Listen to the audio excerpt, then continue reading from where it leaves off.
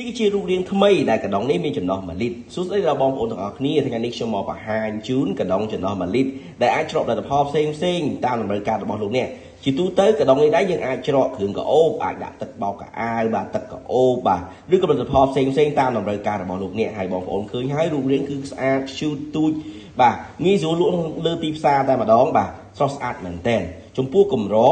បយើងមានជាច្រើនពណ៌ហើយក្នុងគម្របនេះដែរក៏យើងមានសន្ទះជាឡើងមួយទៀតដើម្បីងាយស្រួលក្នុងការចាក់ចេញមក